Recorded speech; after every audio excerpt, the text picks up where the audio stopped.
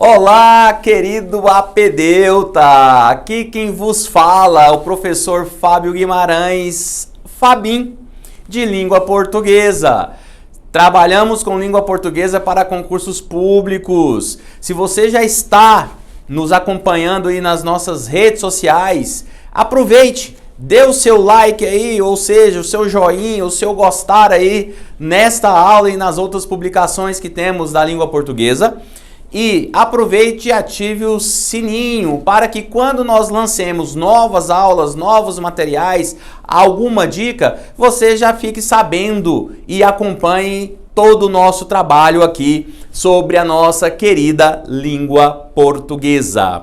Mas hoje viemos aqui tratar de um assunto recorrente em provas de concursos públicos que os alunos costumam errar bastante por não ter o hábito e não ter a prática ideal de reconhecimento de sujeito. Basicamente, hoje viemos falar sobre sujeito de oração. Mas para falarmos de sujeito, nós temos que ter algumas ideias em mente, algumas ideias à cabeça, algumas definições importantes que nós utilizaremos de agora em diante. Primeira definição, saber que é frase. E frase é todo o conteúdo linguístico que possui sentido. Repetindo, frase é todo o conteúdo linguístico que possui sentido. Outra definição importante, muito importante, de oração. Que é uma oração? Oração não é nada mais, nada menos que uma frase que possui verbo. Isso mesmo, é uma frase que possui verbo, mas você, meu aluno, meu querido apedeuta, que gosta de ser técnico, gosta de falar de forma técnica, vai dizer que frase é todo o conteúdo linguístico que possui sentido e verbo. Repetindo, oração é todo conteúdo linguístico que possui sentido e verbo. Perfeito? Então, a diferença entre uma frase e a oração é a restrição que o verbo traz à oração. O verbo restringe a oração. Se eu disser, se vocês estiverem em uma rua passando e alguém fala psiu, isso é frase? Claro que é. Houve um conteúdo linguístico e possui o sentido. Então, isso é uma frase. Porém, não será uma oração, porque esse psiu aí não tem conteúdo verbal nele, não há verbo. Se não há verbo, eu não posso falar que isso seja uma oração. Então, para que seja uma oração, deve conter verbo. Perfeito? E uma terceira e última definição importante agora, que seria do período. O período sempre nós vamos defini-lo por meio do início em uma letra maiúscula até um ponto terminativo. As gramáticas, a maioria das gramáticas trazem como? Que período é um conjunto de orações, mas nem sempre. Eu posso ter um período com uma oração somente, ou um período com uma frase somente. Como você já sabe distinguir que é frase de período, de oração, perdão, agora fica fácil. Então, o período nem sempre terá uma oração, pode ter somente em frase. Então, a maneira melhor de você definir período é sabendo que ele começa em uma letra maiúscula, obviamente em um início de um parágrafo, e termina no ponto terminativo. E quais são os pontos terminativos que nós temos na língua portuguesa? Nós temos o ponto terminativo, o ponto final, o ponto de interrogação e o ponto de exclamação. Esses são chamados pontos terminativos. Portanto, nós vamos trabalhar essas três definições de agora em diante para trabalharmos o que nós chamamos de sujeito. Então, iniciemos com o sujeito é o estudo sintático de um texto. Faz parte de um estudo sintático de um texto. E se faz parte desse estudo sintático, nós estamos falando de sintaxe. E sintaxe é o estudo das relações que as palavras provocam para a formação de um texto. Essa relação de uma palavra com a outra nós estudamos realmente dentro da sintaxe. E vejam bem, não é sintaxe, é sintaxe. Som do X aí é som de 2 S's. Portanto, sintaxe, tá? E dentro da sintaxe, sabendo já que é frase, que é oração, que é período, nós estudaremos os termos oracionais. Os termos o quê? Oracionais. Que seriam termos oracionais? São os termos que compõem a oração. Muito simples isso. Depois falam que português é difícil, não consigo entender. Mas, vamos lá.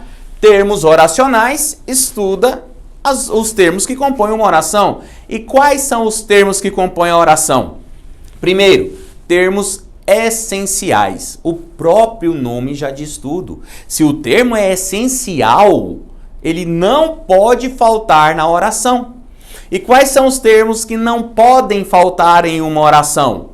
Sujeito e predicado. Sujeito e predicado.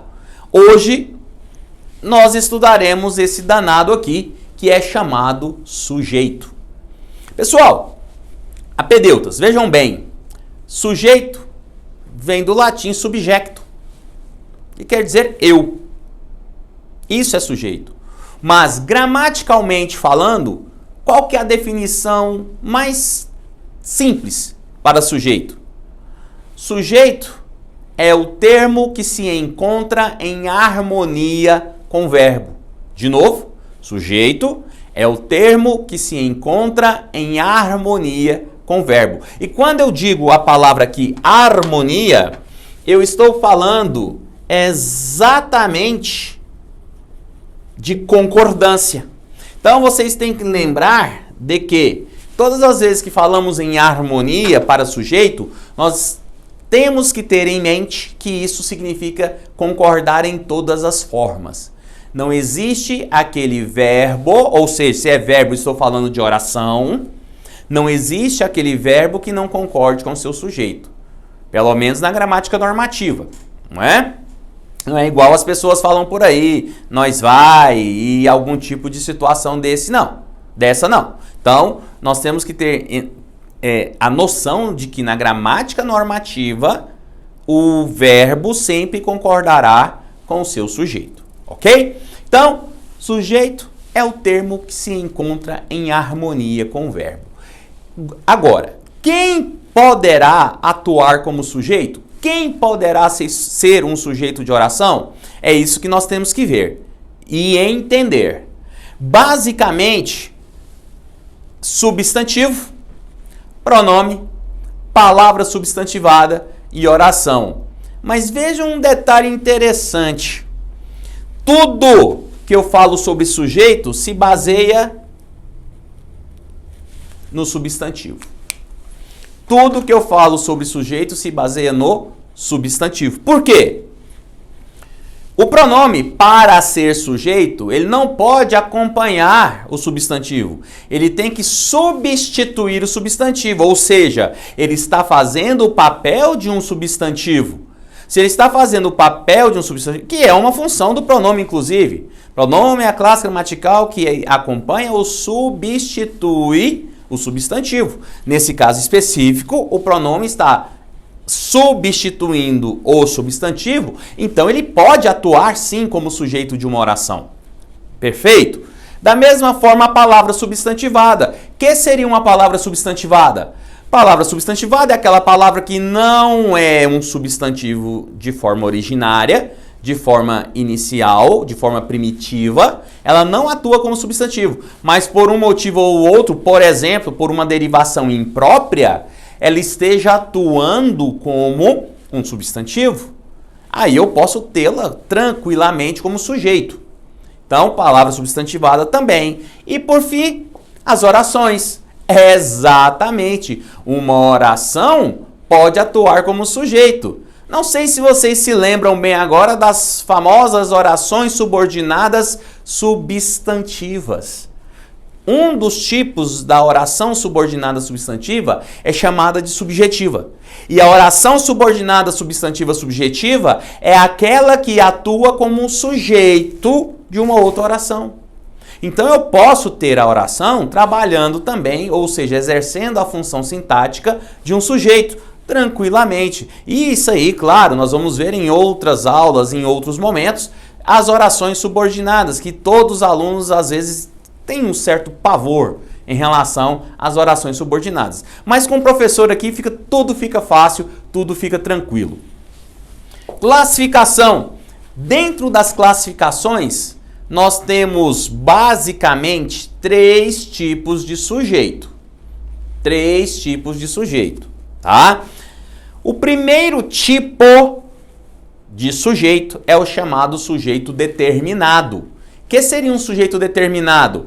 Bom, o que é algo determinado? É aquilo que eu posso determinar, é aquilo que eu posso conhecer de uma forma ou outra. Eu conheço aquilo que eu estou trabalhando. Então, o sujeito determinado é aquele que eu posso encontrar, que eu posso determinar. E dentro dos sujeitos determinados, eu tenho 2 classificaçõezinhas, que são os sujeitos determinados explícitos e o sujeito determinado implícito. Vamos falar primeiro dos explícitos. Que seria um sujeito determinado explícito? Bom, sujeito determinado explícito é aquele que está escrito, é aquele que eu vejo, é aquele que eu posso determinar e está presente ali na oração de forma explícita, de forma escrita. Isso é um sujeito determinado explícito.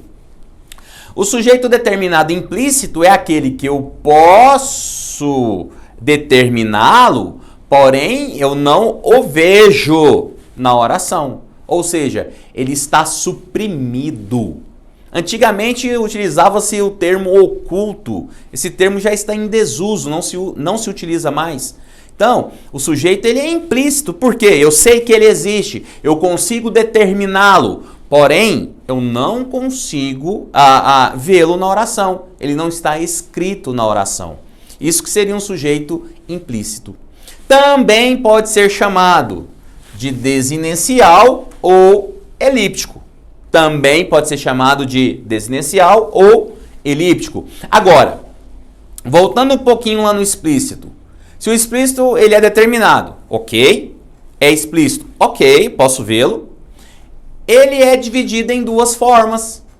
Em simples e composto. Então eu tenho o sujeito determinado explícito simples e tenho o sujeito determinado explícito composto.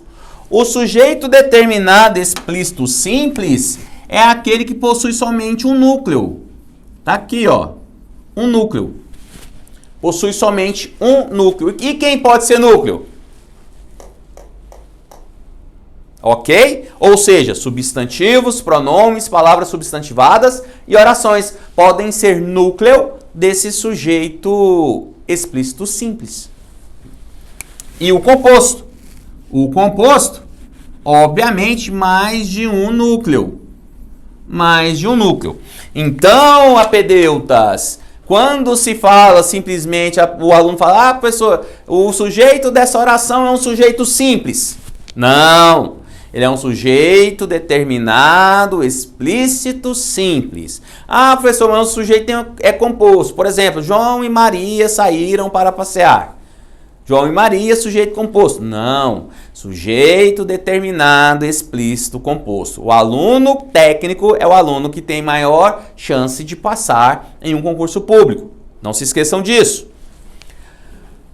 O desinencial ou elíptico, por que é desinencial? É tão simples isso, porque a desinência do verbo indica quem que seria o sujeito que deveria estar ali explícito, mas não está. Então, por exemplo, fui ao espetáculo. Fui ao espetáculo, a desinência o e aí é desinência de primeira pessoa do pretérito perfeito do indicativo. Eu fui. Portanto, eu sei que o sujeito deveria ser o pronome eu, mas como ele não está explícito, o sujeito é desinencial. Sujeito é desinencial, ok? Ou também chamado de elíptico. Por que elíptico? Existe uma figura de linguagem chamada elipse, que é a supressão de um termo facilmente subentendido. Porém, quando o sujeito ele é facilmente suprimido e ele é subentendido, Obviamente, posso chamá-lo de sujeito o quê? Elíptico. Ok? Então aí nós temos sujeito determinado, explícito simples e composto e o implícito desinencial ou elíptico. Qualquer um desses três nomes estaria correto. Perfeito? Agora nós temos o sujeito indeterminado. O que seria um sujeito indeterminado, apedeutas? Indeterminado é aquele sujeito que eu não posso ou eu não quero identificá-lo. De novo, indeterminado é aquele sujeito que eu não posso ou eu não quero determiná-lo. Vou dar um exemplo aqui a vocês. Um grupo de pessoas estão na rua, um grupo de crianças estão na rua jogando bola. Dá um chutão na bola, a bola quebra uma vidraça. Aí sai o dono lá. Quem quebrou a vidraça? Eles simplesmente podem virar e falar assim: quebraram a vidraça. Ou seja, o efeito está lá de quebrar a vidraça. Está quebrada. Porém, quando eles colocam o verbo na terceira pessoa do plural, o que vai acontecer? É indeterminado. Eles não querem determinar, eles sabem quem foi, porém não querem determinar quem quebrou a vidraça. Então isso é o chamado sujeito indeterminado, em que o verbo se encontra na terceira pessoa do plural. Agora, detalhe, sem referência. Sem referência. Por que sem referência? Porque a maioria dos alunos tem uma mania de decorar, por isso que não obtém êxito. O aluno decora verbos na terceira pessoa do plural, sujeito indeterminado. Aí o examinador vai fazer a prova. Você acha mesmo que ele vai fazer a prova para você acertar ou para você errar? Óbvio que é para você errar. E ele coloca lá: vocês quebraram a janela. Vocês quebraram a janela. Aí pergunta: qual é o sujeito da oração? Então coloca lá, sujeito, letra A, simples. Letra B, composto. Letra C, indeterminado. Letra D, oculto. E letra E, Zezé de Camargo e Luciano. Um exemplo. Que letra que é? Óbvio que é letra A. Vocês quebraram a janela. Sujeito simples. Por quê? O sujeito é o termo que se encontra em harmonia com o verbo. Se o verbo está na terceira pessoa do plural e tem alguém que esteja na terceira pessoa do plural, esse alguém, que no caso é o pronome vocês, fará concordância com o verbo. Então aí eu tenho o sujeito que? De um núcleo só, portanto eu tenho o sujeito determinado, explícito, simples. E não como o aluno desavisado iria marcar: o verbo está na terceira pessoa do plural, o sujeito é indeterminado. Não. Para ser indeterminado, não poderá haver o quê? Referência. Então, quebraram a janela. Quebraram a janela, aí sim. Verbo na terceira pessoa do plural, sem referência, sujeito o quê? Indeterminado. Perfeito? Apedeutas. E agora a segunda maneira que eu tenho: partícula se sendo utilizada como índice de indeterminação do sujeito. De novo, partícula se sendo utilizada como índice de indeterminação do sujeito. Quando que a partícula se ela será índice de indeterminação do sujeito? Já que a partícula se tem 12 funções morfossintáticas. A partícula C só terá a função de índice de indeterminação do sujeito quando elas estiverem ligadas a verbo transitivo indireto, verbo intransitivo, verbo transitivo circunstancial e verbo de ligação. De novo, verbo transitivo indireto, verbo intransitivo, verbo transitivo circunstancial e verbo de ligação. Somente com esses 4 verbos, ou seja, somente nessas 4 transitividades, a partícula C será considerada ou tratada na gramática normativa como índice de indeterminação do sujeito. Índice de indeterminação do sujeito. Perfeito? E por fim, nós temos o sujeito inexistente. Em se falando de sujeito inexistente, também conhecido nas gramáticas como oração sem sujeito.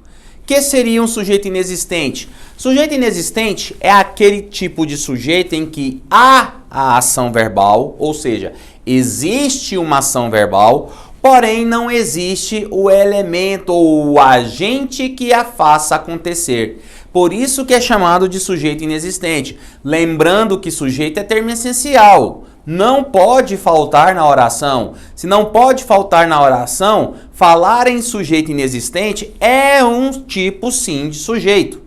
É um tipo de sujeito. Portanto, sujeito inexistente igual ao sujeito indeterminado, igual ao sujeito determinado, é um tipo de sujeito da oração. Perfeito? O fato de ele ser inexistente quer dizer o quê? Que existe a ação verbal, porém não existe o agente que a faça acontecer. Por isso que é chamado de ou sujeito inexistente ou oração sem sujeito. Não gosto muito dessa terminologia oração sem sujeito, que leva o aluno a pensar que uma oração não possa ter sujeito. E ela tem, o sujeito inexistente. Ok? Então, sujeito inexistente é aquele sujeito em que há a ação verbal, porém não há o agente que a faça. Acontece de que forma? De 3 formas. Verbos que denotam fenômenos naturais. Os verbos que denotam fenômenos naturais são aqueles chover, relampejar, anoitecer. Ou seja, são verbos que indicam realmente um fenômeno natural. Então, se eu digo, por exemplo, choveu ontem. Choveu ontem, quem que é o sujeito dessa oração? Inexistente. Por quê? O verbo chover denota um fenômeno natural. Da mesma forma, verbo haver no sentido de existir. E aí é interessante nós lembrarmos que o verbo haver no sentido de existir, ele atua como verbo impessoal. Como um verbo impessoal. E que seria um verbo impessoal? Verbo impessoal, apedeuta, é aquele verbo em que não há como conjugá-lo. Por quê? Porque ele não tem pessoa. Ele é impessoal, ou seja, não existe uma pessoa para ele. Se ele não existe pessoa para ser conjugado, esse verbo impessoal sempre ficará na terceira pessoa do singular. Sempre ficará na terceira pessoa do singular. E o verbo haver, quando ele possui o sentido de existir, é isso que acontece. Ele fica sempre na terceira pessoa do singular por ser impessoal. Então, em vez de você perguntar a uma pessoa, tem pão, por exemplo, você vai perguntar à pessoa o quê? Há pão? Isso sim seria a maneira correta, gramaticalmente correta, de usar o verbo haver no sentido de existir. A maioria das pessoas tem uma maneira de dizer que quando não existe ou não aquele devido fato não ocorreu, a pessoa fala assim, não tem nada não. Não tem nada não. Gente, não há nada. Ponto. Não há nada. Não tem nada não é a mesma coisa de dizer que nada tem. Se é que vocês me entenderam. Não tem nada não é a mesma coisa de dizer nada tem. Porque o termo que está em harmonia com o verbo aí para ser sujeito é o termo nada. Então você falar tem nada e nada tem, você só inverteu a posição do sujeito. Então falar não tem nada não é a mesma coisa de você falar não, nada tem não. Seria mais ou menos isso. Ou seja, tudo complicado, porque o verbo ter é um verbo pessoal, ele precisa de sujeito. E o termo que se encontra em harmonia com o verbo ter aí é o termo nada, ou seja, é o pronome indefinido nada. Tá? Então cuidado com isso. Cuidado. Ou seja, todas as vezes que você quer dar existência a algo, e for usar um verbo pessoal, vai ter um sujeito para ele. Se você for dar existência a algo e tiver um verbo impessoal, aí você vai usar o verbo haver no sentido de existir. Então, não há nada, há pão, há várias situações recorrentes. Ou seja, há uma infinidade de situações para a utilização do verbo haver no sentido de existir. Ok? Terceira maneira de termos sujeito inexistente ao verbo haver, fazer, ser e estar no sentido de tempo decorrido. Ou seja, tempo passado. Tempo passado. Tempo decorrido, o verbo vai ficar impessoal. O verbo vai ficar impessoal, então o sujeito vai ser um sujeito inexistente. Então, por favor, há vários anos, ou vários anos atrás. Você nunca vai falar há vários anos atrás, ou faz vários anos atrás. Não, faz vários anos ou vários anos atrás, ok? Falar há vários anos atrás é um pleonasmo vicioso. Não há necessidade, porque o verbo haver aí já está sendo usado como no sentido de tempo decorrido. Ele é um verbo impessoal, então já está dizendo que o fato já se passou. E atrás quer dizer que o fato já se passou, então você está repetindo a mesma coisa. Isso é chamado de pleonasmo vicioso. Perfeito? Então, faz 3 horas que eu estou te esperando, e não fazem 3 horas que eu estou te esperando. Faz muito tempo que vejo você pela janela. E não fazem muito tempo que vejo você pela janela. Então, ok? Verbo haver, ser, fazer e estar, sempre utilizados no sentido de tempo decorrido, como verbos impessoais. Portanto, o sujeito é inexistente. Pessoas, apedeutas, sujeito, todo, entregue de bandeja a vocês, ok? Entregue aí para que vocês possam fazer um estudo cuidadoso, detido, sobre sujeito, para que não tenham mais dificuldades para achar sujeitos de oração. Lembrando, só um detalhe, como é que faz para achar realmente um sujeito numa oração que vocês sempre aprenderam? Lembra aquela tia lá do fundamental, lá que você teve lá atrás? Faça a pergunta ao verbo, ou seja, quem ou que. São as duas perguntinhas ao verbo que devem ser feitas para descobrir quem é o sujeito da oração. Perfeito? Não se esqueçam, deixe seu likezinho aí se você gostou dessa aula. Ative o sininho para que você receba as nossas notificações de quando estaremos colocando mais aulas aí a vocês em todas as nossas plataformas digitais. Tudo bem? Um beijo no coração e até a próxima aula, apedeutas!